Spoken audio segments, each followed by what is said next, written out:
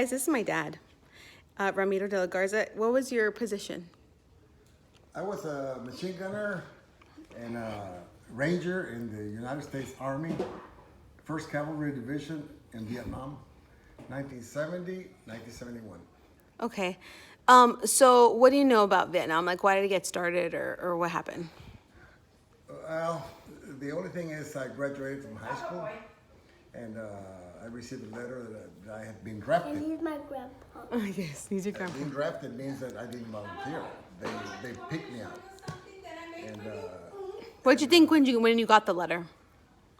I had just graduated and I was making fun to my friends that had gotten the letter. I got it later. So I said, God damn, now I know how it feels. And so it took me to San Antonio and right away, vámonos. They lined us up and they told us, okay, you guys are going to be inducted into the Armed Forces of the United States of America.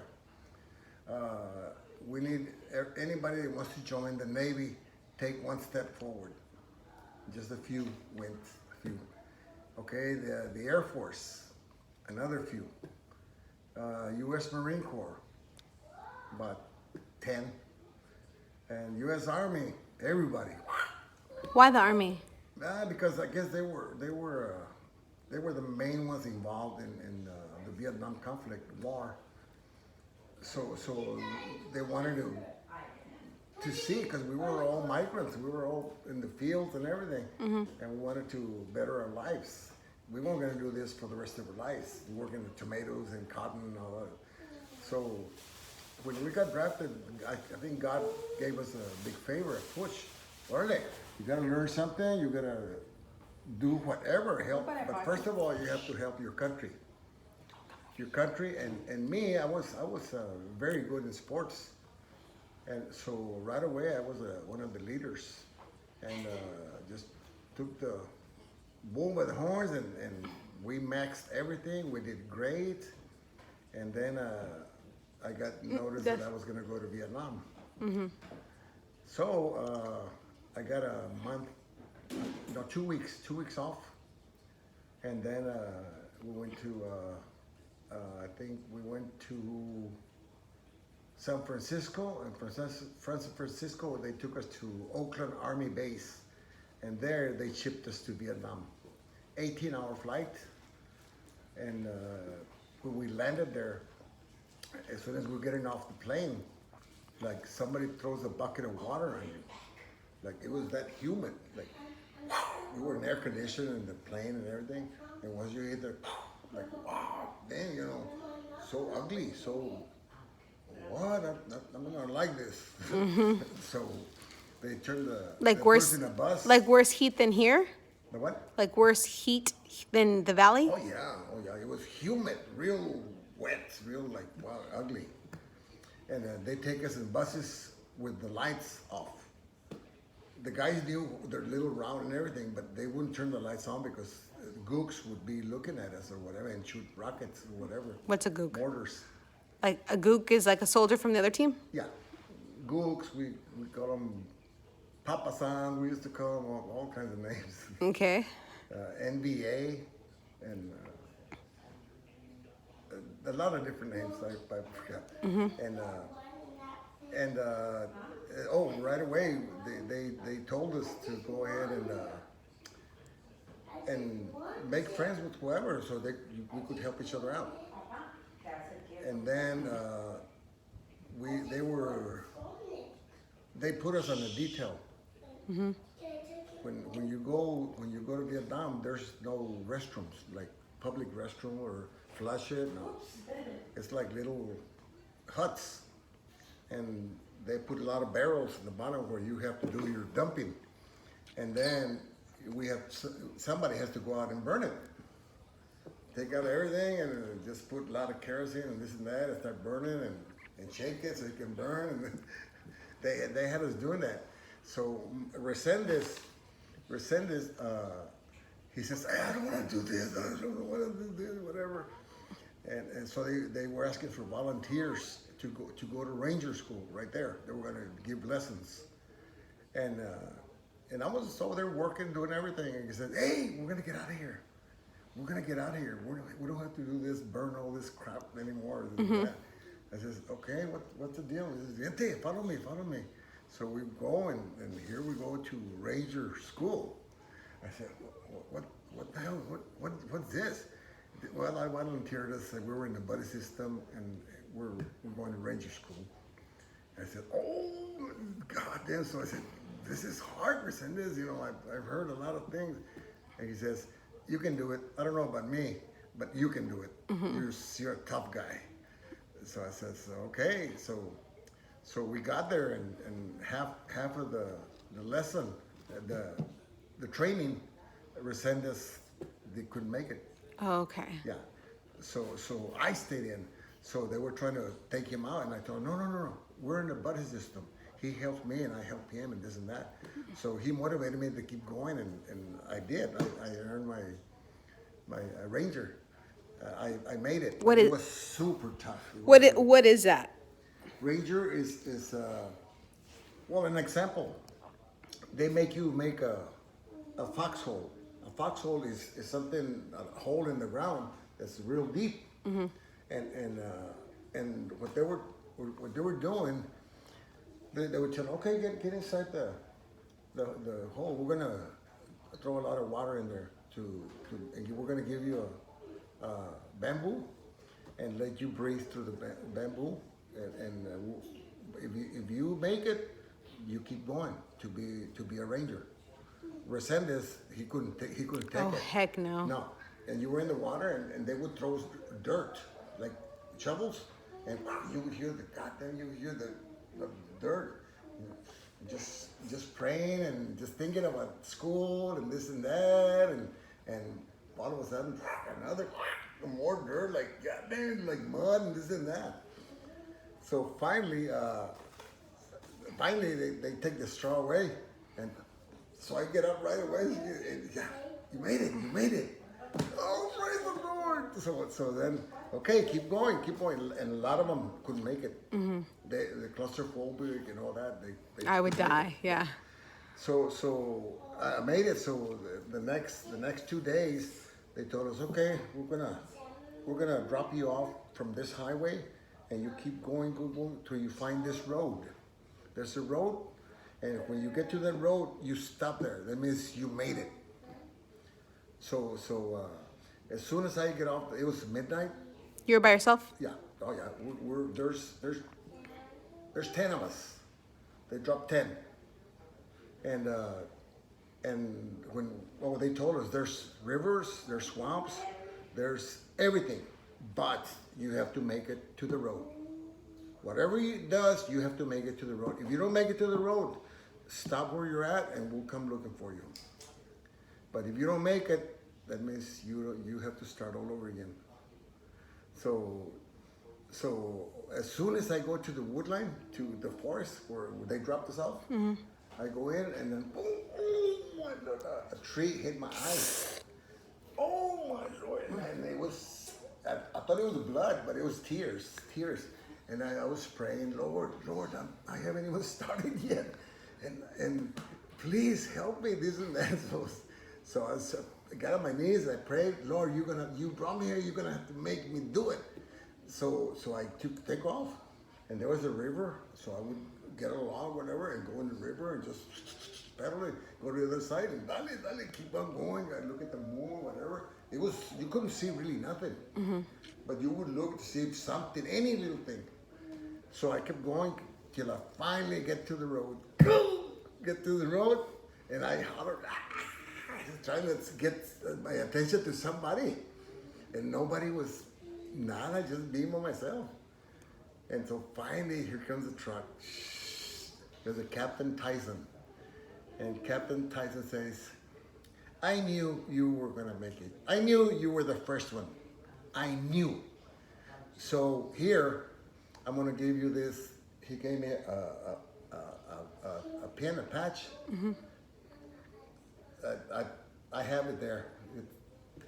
It's a Pathfinder's or whatever. He says, you're the first one that makes it at this time. I said, sir, I guess God helped me all the way, because as soon as I hit the wood line, a tree branch hit my eye. And I thought that was blood, my eye was blood, but it was tears. So finally made it, and that's how I got my Ranger. training, and it was hell. It was hell. As soon as I went to my first mission. They took us and they told us that there were 7 dead Americans that we had to go pick them up, put them in the bags. So they threw me a bag. We landed in the hill, and they threw me the bag. Here, go put that body. So I said, why is this for real? Is this real? So I get he was a big black guy, a big guy. So I opened the body bag, and as soon as I pulled his leg, I scored blood with the bullets. Oh man! Oh damn! Is this for real? So I get the body and I put him inside and everything, and zoom, sit up him up, and she, oh no, that's one. We had 7 to do, but it was so ugly. It was so ugly. A lot of the smell, powder, blood, meat, all that, just blown up, everything. Wow. So as soon as we got rid of those 7 bodies, a chaplain, priest, came and said, okay, anybody want to get baptized? Because this is what's happening to a lot of people that haven't been baptized or whatever. And yeah, everybody, yeah, I do, I want to get baptized. So he blessed us and everything, and then they left, and then we took off.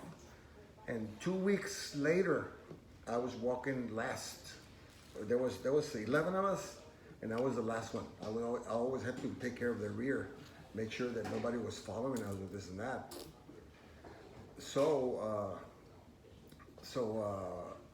all of a sudden, this gook, this NBA soldier, whatever, jumps out of a rock, big rock, and starts shooting at me. With his AK-47, and I see myself like shocked that am I still alive? Am I okay? So right away, I started and I hit him. So he goes and hides in the back of the rock. So I use my grenade launcher, and boom, he goes in the back, and then boom, hits right where I wanted it. Yeah. So he starts running. And I follow him, and I got him down, and he's begging me to show him pictures of his pocket, of his wife and his kids, and didn't work. Yeah. Work because you were trying to kill me. you. You tried to kill me first. So the guy had a lot of maps and a lot of money. So I went to my lieutenant and told him, sir, kill that group, and he has a lot of maps and a lot of money. He says, just give me the maps. You guys can keep the money. So sure enough, we got the first chance we had. We started buying stereos and everything, sending them home with that money. That's horrible. Yeah, it was five of us. So 5 of us were buying stuff and sending it home. And I said, God, well, it's payday. So he never knew how much it was or nothing, but it was pretty. So he was gonna pay something off or something, or pay the guys or something. Wow. So that's And part what? of it. And after that, about 3 months after being there and fighting and shooting and hearing a lot of my guys getting killed and everything.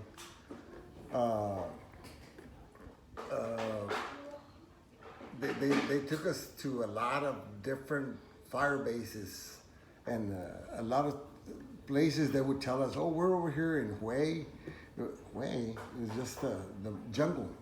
We never saw the city. We never saw nothing, just the jungle. From one fire base to another.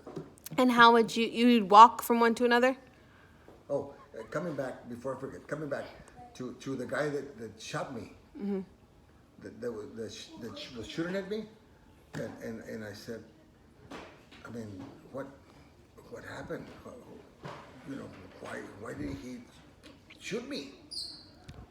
And the only thing that I can think of is when I got baptized. That God or the Virgin San Juan stood in front of me and protected me. That's the only thing that I can think of. The only thing, because there was nothing that could have saved me. And there's two more instances where I got saved by the Lord. The other one was when I this finger, I pushed. There was a grenade, and the grenade they have a little blasting cap, but it was old, real old. So with the rain and wind and everything, it got loose. And when I moved the branch, the like a firecracker, it pow, and it hurt my. I had a lot of blood in my finger. And he said, "Oh, what happened? And then we looked, and there was a can with a grenade in there. And what was supposed to happen, the grenade was supposed to come out and blow. And if I would have done that, my face, everything would have been blown, dead. But I'm still here, and I thank the Lord, and I go see La Virgencita, because it was one or the other, maybe God. But I give credit to La Virgencita, because my mom, when I was in high school, she gave me a Virgencita, and ever since 1967, 68, she was sitting down in the news and say, "Mira, let's see what's going on. One of these days you might be ready to go in the army, so you have to be in shape and everything." I said, "Mama, I'm in the best health there is. I'm in good shape and everything." So I was ready, and right away I started being a leader and all that, so I enjoyed it. The other two things was the grenade that God saved me. That it wasn't the grenade, it was the plastic cap. But I just patched it up and just kept on going. I didn't.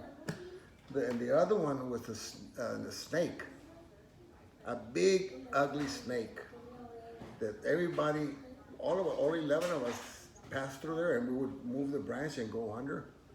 And I was the last one, and I saw it just like ready to do something, and there was no other way I could go, just through there. So I went ahead and said, "Hey, make like psych the snake out, like somebody, there's more." So I lifted up and I go under, and I said, "Lord, thank you, thank you." So I don't know the snakes that. I thought there was more coming. I didn't want to get you. You're the last one, so I took off, and that was it. That was it. 3 times the Lord saved my life. And what about when you got your arm or your shrapnel stuff? Okay. It was a battle. They were shooting at us and all that, and I saw the guy. He had a rocket propelled, one of those that you put on your shoulder, and the rocket goes and boom, like a big grenade. And I saw him, so I shot him, and then all of a sudden I hear boom. He probably turned back and shot it up at me, but there was a lot of trees, so it hit a lot of trees, and I just got wounded here in the forearm.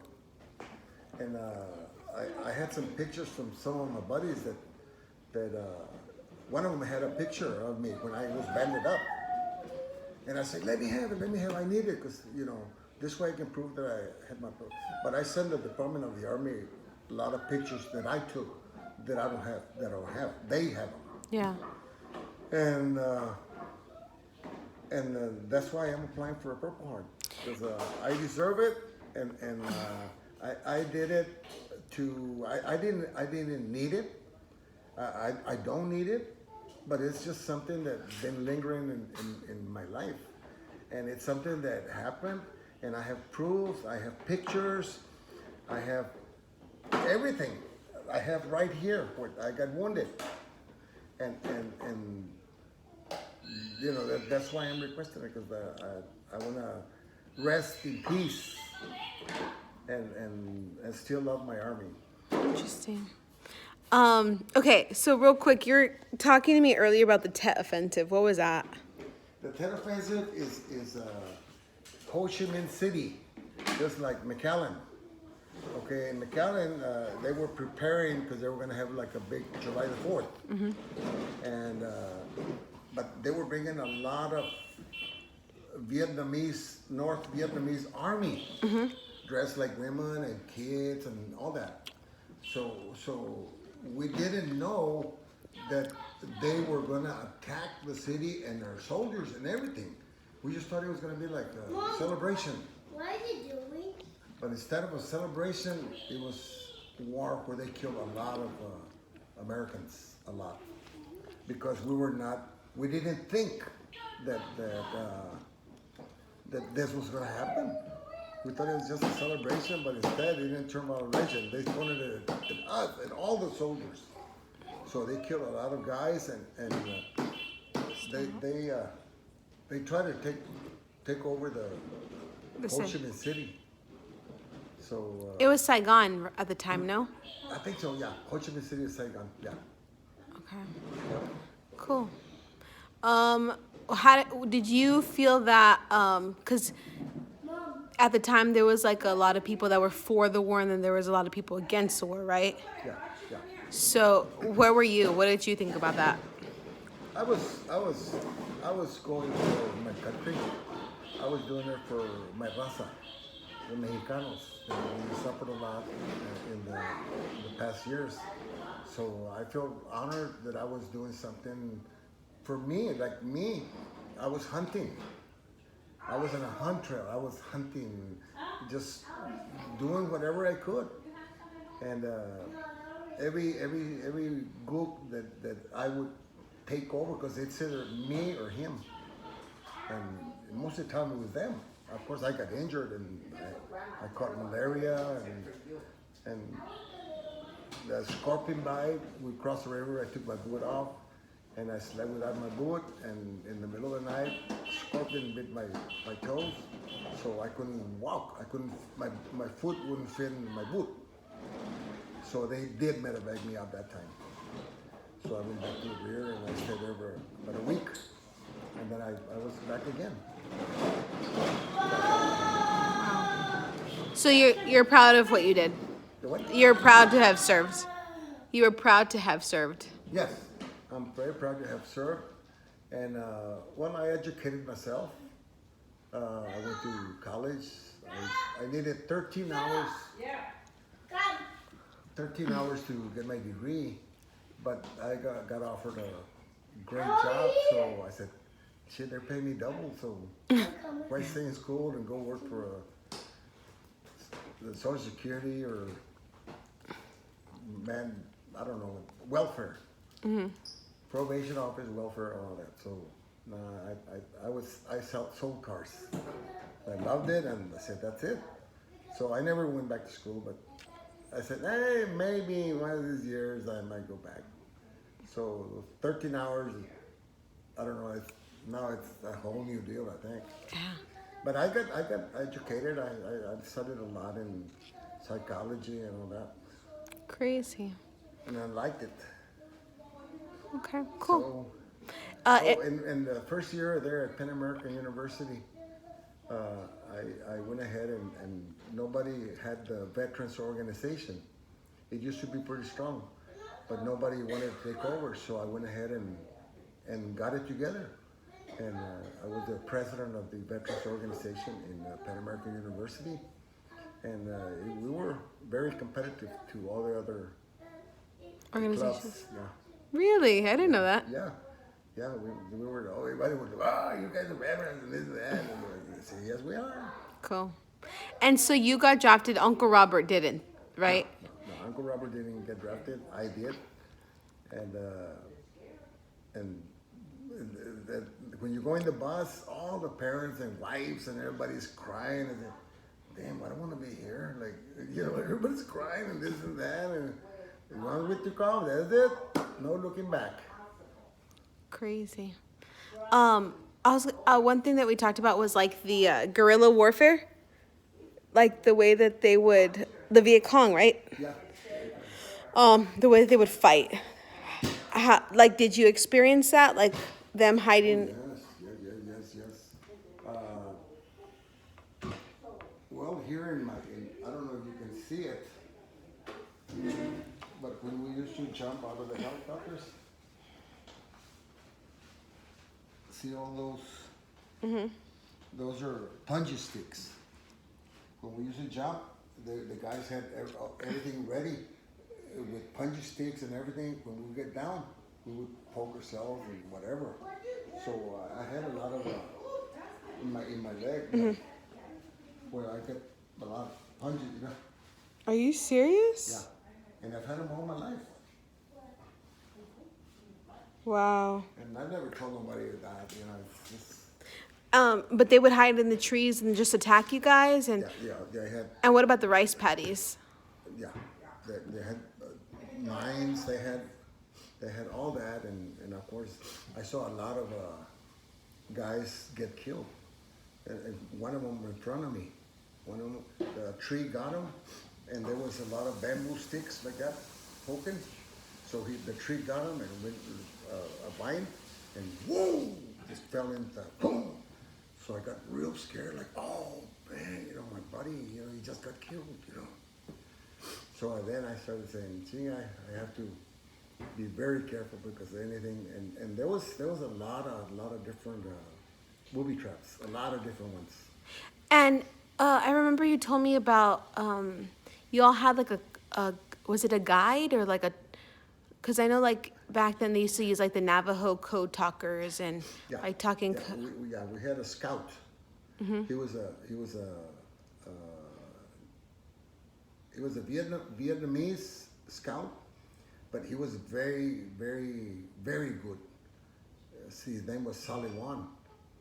And one time we were coming from a long trip. We were all tired.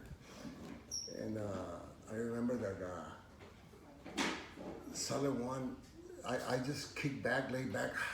Oh, leave me alone. I'm so tired. Leave me alone. And Sally Wan went by me. Lola Garza, come here. No, Sally Wan, go away. Get the hell out of here. Leave me alone. I'm tired. Come here. So he never told me like that. Like, yeah, okay. Took my sack off, and he says, look where my head was where two snakes were together right here. And they were like bamboo vipers. Bamboo vipers is like lime green. And I was so tired, I didn't see nothing. So he says, I say your life. So from now on, whenever you get packages from your mom, your dad, I want sardines. Are you serious? Yeah. So every time I would tell my mom or Chiva, send me sardines for bloody one. Wow, that's crazy. Yeah. Cool. Well, I'm gonna show this to my students. I keep saying that I'm gonna take your pictures or that. They're like, bring your dad. I was like, nah, you'll probably give him PTSD all over again. But yeah.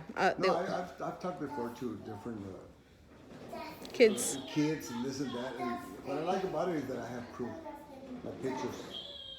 And then I have several weapons that I can take, like, you know, my pack and this and that and all that. Yeah. And show them, like, the real thing. My helmet. Try it on. Holy shit, you know, you have it all day. It's heavy. Every day. It's either your head or no head.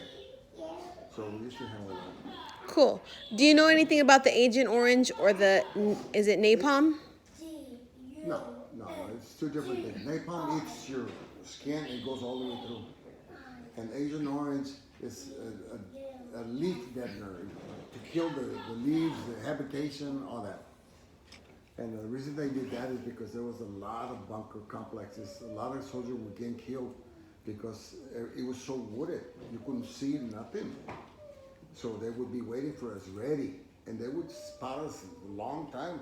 And when they got close, they would start, and then they would go around and give us in every way.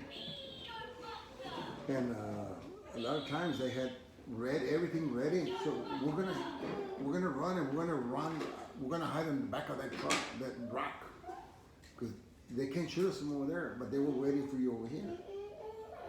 You would go hide in the back of the rock, they would kill you over there over this year. So that's crazy. It's all kinds of terrain. And one time, are you recording? Yeah. Yeah. One time, I was walking second, and we all of a sudden we go to this sandy place, sand, like so cool. And I was walking, and all of a sudden I see little cobra snakes. Cobra snake. I said, wow, this is so beautiful. Like, and then all of a sudden later on I see the king cobra over there. So I was walking and the guy told me, stop. I said, what? Don't let it spit in your eyes. Don't let it spit in your eyes. And the king cobra was sort of like spitting. And I just got back and I just got my gun ready and I said, Lord, I want peace. I just want to get out of here. I want to leave everything alone. I'm in the wrong territory. This is their territory. I'm in the wrong place. I'm getting out. So we pulled back. And that's when I saw the devil. That's one of them. I said, wow. I could have been on and not even being shot. I would have just bitten that cobra. Yeah. That's insane. Well. And one time I slept with a python next to me. But he had just eaten a pig, so he wasn't really ready for somebody else. Are you serious? Yeah, he was sleeping right next to me. And I have a picture of the python. I have a picture of it. I killed it. The guys, they put like a tent in the middle, and I just slept over, because they tell us, don't move, don't do anything. Next to a python? Yeah, and I was next to a python. I said, don't do anything, don't do anything. And one of the guys said, get up, you lazy dog, Arthur, get up. You always get up early. And then he saw that the snake was next to me. And I was just putting it like that with my eyes. And he saw it, and he went and got one of those cots. And he put a boom, and so I slid over. And I get over, touch his head.